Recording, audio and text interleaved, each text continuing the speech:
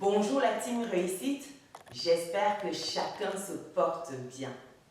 Aujourd'hui, on va parler de l'annonce récente du gouvernement concernant les taux rémunérateurs des livrets A et LLDDS. On entend par là livret de développement durable et solidaire. Les taux rémunérateurs de ces deux livrets vont augmenter au 1er février 2022, passant ainsi d'un taux de 0,5 actuellement à un taux de 1%. Je vais t'expliquer dans cette vidéo pourquoi malgré cela, tu continues de perdre de l'argent quand tu épargnes. Et ce qu'il est judicieux de faire si tu souhaites épargner et investir ton argent de manière intelligente. Reste avec moi jusqu'à la fin de la vidéo pour savoir sur quel support financier tu peux placer ton argent qui dort.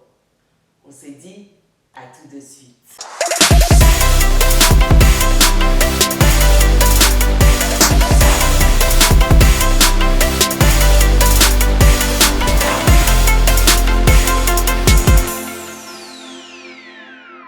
Bienvenue de nouveau sur Business et Réussite.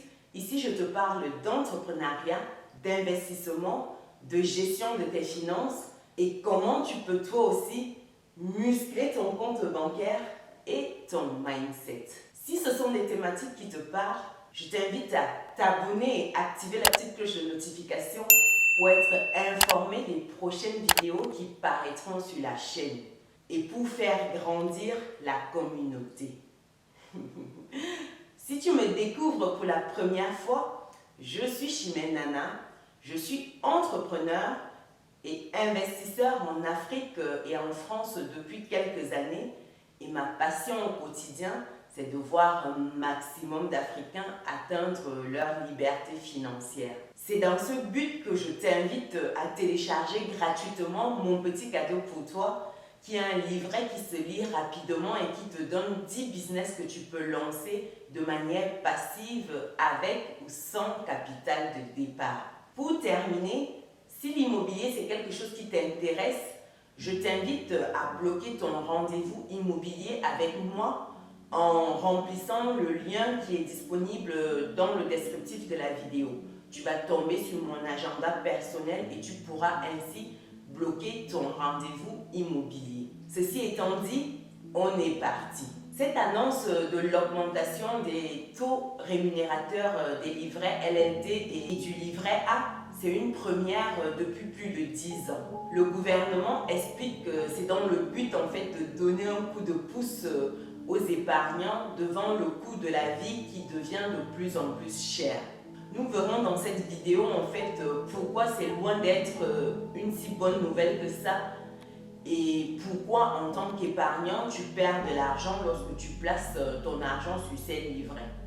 Pour que tu puisses garder en fait le fil conducteur de ce que je vais te dire, j'ai segmenté la vidéo en 3 parties. Dans la première partie, je vais t'expliquer ou je vais te donner les caractéristiques du livret A et du LLDS.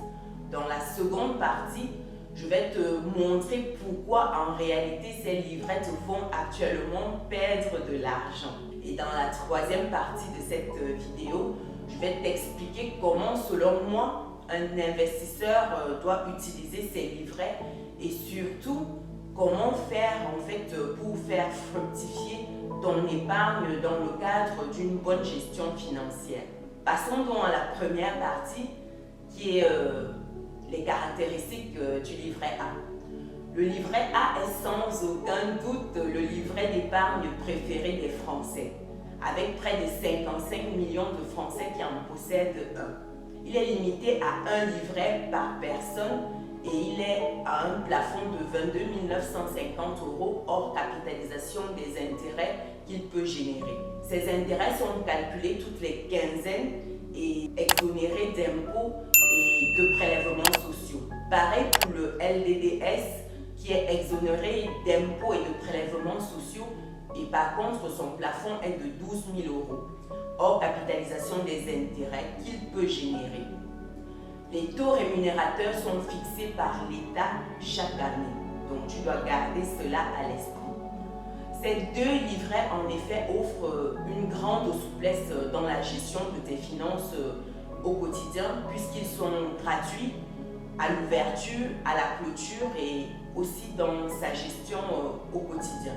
En effet, les versements et les retraits sont sans frais. Passons donc à la deuxième partie de cette vidéo où je vais t'expliquer pourquoi tu perds de l'argent lorsque tu épargnes avec ces livrets-là. Prenons le cas du livret A. Si on s'intéresse en fait à l'évolution de son taux rémunérateur depuis les années 60, on constate qu'il n'a jamais été aussi bas que ces dernières années. Depuis 2010, son taux rémunérateur est de 0,5%, ce qui correspond pour une enveloppe complète à 114,75 € de gain annuel. Avec le passage du taux rémunérateur à 1% au 1er février 2022, on va donc avoir un maximum de 229,50 € au total en termes d'intérêt. Je pense que cela ne changera pas vraiment grand-chose à la vie des épargnants si on met cette évolution en perspective avec la notion de l'inflation, qui est une notion qui doit te parler forcément. C'est quoi l'inflation en fait? C'est simplement l'évolution en fait du coût de la vie d'une année à une autre. Par exemple, si aujourd'hui tu achètes une baguette de pain à 1 € et que l'année d'après tu achètes cette même baguette de pain à 1,04 €, ça veut dire qu'il y a eu une inflation de 4% entre cette année et l'année d'après. Par contre, si l'année d'après, tu achètes la même baguette de pain, non plus à 1,04 €, mais plutôt à 96 centimes, ça veut dire qu'il y a une déflation de 4%. Ça veut dire une inflation négative. En mettant donc ces données en perspective, on se rend compte qu'entre 2010 et 2017, les épargnants français n'ont pas gagné d'argent, mais n'ont pas perdu non plus. C'était quasiment en fait une situation d'équilibre, si on peut dire ça comme ça. Depuis 2017, par contre, la tendance s'est plutôt inversée et les Français sont légèrement perdants lorsqu'ils épargnent via ces livrets-là. En 2021, le taux d'inflation de l'INSEE, entend par là Institut national de la statistique et des études économiques, le taux est de 1,6%, tandis que le taux du livret A était de 0,5%, ce qui implique donc que mathématiquement, l'argent qui était placé sur ton livret A en 2021 a perdu 1,1% de sa valeur à cause de l'inflation. Et avec la crise actuelle, il est plus que probable que ce soit une dynamique de perte d'argent dans les années à venir, car les gouvernements sont pour la relance en fait de l'économie et cela passe par encourager les ménages à plus consommer et non à plus épargner. Et pour ce faire, rien de plus simple en fait que de maintenir les taux rémunérateurs de ces livrets bas. Avant de passer à la dernière partie de cette vidéo, si l'immobilier c'est quelque chose qui t'intéresse, je t'invite à bloquer ton rendez-vous immobilier avec moi gratuitement, je précise, en remplissant en fait le lien de l'agenda qui est disponible dans le descriptif de cette vidéo. Aussi, je t'invite, si tu n'es pas encore abonné à la chaîne, à t'abonner et activer la petite cloche de notification pour être informé des prochaines vidéos qui paraîtront sur la chaîne. Également pour faire grandir notre belle communauté. Lâche un like si tu apprends des choses dans cette vidéo. Après cette parenthèse, passons à la dernière partie. Ici, c'est important de souligner, comme on l'a vu plus haut, que les livrets comme le LDD te font perdre de l'argent. Du point de vue d'une personne qui veut faire travailler son argent et qui se forme à la bonne gestion de ses finances personnelles, les livrets ne doivent pas être un focus, même si ces derniers sont exonérés d'impôts et sécurisés. Car en fin de compte, tu perds de l'argent lorsque tu épargnes à cause de l'inflation. Comme je le disais dans mon live immobilier dimanche dernier, les livrets doivent avoir pour finalité de se constituer une épargne de précaution.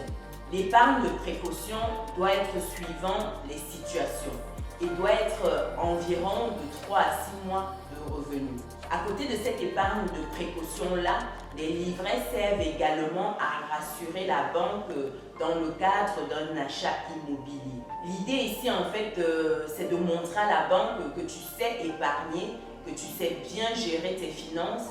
Et si l'immobilier, c'est quelque chose qui rentre dans tes projets à court terme, c'est important de mettre de l'épargne de côté. Mais si ce n'est pas le cas, ici, ce n'est pas judicieux en fait d'épargner. Tu dois penser à placer intelligemment ton argent pour qu'il travaille à t'enrichir. Chaque euro doit être perçu comme un soldat qui doit te générer un autre euro et ainsi de suite. Ce n'est que de cette manière-là que tu pourras prétendre à un rendement qui soit bien meilleur que celui des livrets A comme des livrets LDDS. Je ne vais pas te lister ici les supports en fait sur lesquels il faudrait que tu investisses, car ça dépend de ta situation, ça dépend de tes projets à court, à moyen et à long terme. Toutefois, avant tout investissement, tu dois garder à l'esprit 5 principales règles. La première, c'est de comprendre que l'investissement, ça nécessite de se former. En toute chose, tu dois prendre la peine de comprendre où tu mets les pieds et si nécessaire, te former. La deuxième règle ici, c'est d'évaluer ton risque, ton profil risque, afin de savoir quel niveau en fait de risque tu es prêt à accepter. Car plus les risques sont élevés, plus les gains le sont également. Pour les investissements sur les produits financiers, par exemple, tu as ce qu'on appelle en fait le profil investisseur qui est établi. La troisième règle que tu dois garder à l'esprit, c'est celle de la diversification. Ne jamais mettre tous ses œufs dans le même panier. La quatrième règle que tu dois garder à l'esprit, c'est d'investir régulièrement, même des petites sommes, afin de lisser en fait les fluctuations des prix. Ceci est d'autant plus vrai que lorsque tu es sur les marchés financiers, la bourse. De nombreuses études en fait ont montré que lorsqu'on investit régulièrement, ses performances en fait sont bien meilleures en fait qu'une personne qui essaie constamment en fait de battre le marché. La cinquième et dernière règle que tu dois garder à l'esprit, c'est la patience. Rien de bon ni de durable ne s'obtient en une seconde. Il faut faire preuve de patience et de discipline, surtout lorsque on est sur les marchés financiers. Ça fluctue énormément. À titre personnel, j'adore en fait la bourse, les produits financiers, et c'est des investissements que j'aime bien parce que ça me permet en fait de me diversifier, ça me permet d'aller sur certains produits, ça me permet d'aller sur certaines entreprises qui ne sont pas forcément accessibles directement. Comme support d'investissement, j'utilise le PEA, plan d'épargne entreprise, le compte titre, les assurances vie, les plans d'épargne salariale et bien d'autres supports. Si les investissements financiers sont des sujets qui t'intéressent et que tu souhaites avoir des vidéos là-dessus, dis-le moi dans les commentaires. Je ferai davantage en fait de vidéos sur la question et je te parlerai plus en détail des investissements financiers que j'ai eu à faire et des répartitions en fait de mes différents investissements sur ce plan-là. Quoi qu'il en soit, le but de cette vidéo, c'est vraiment de te montrer que du point de vue d'une personne qui veut faire travailler son argent et qui se forme à la bonne gestion de ses finances personnelles, le livret A comme le livret de développement durable et solidaire ne sont pas les supports les plus avisés.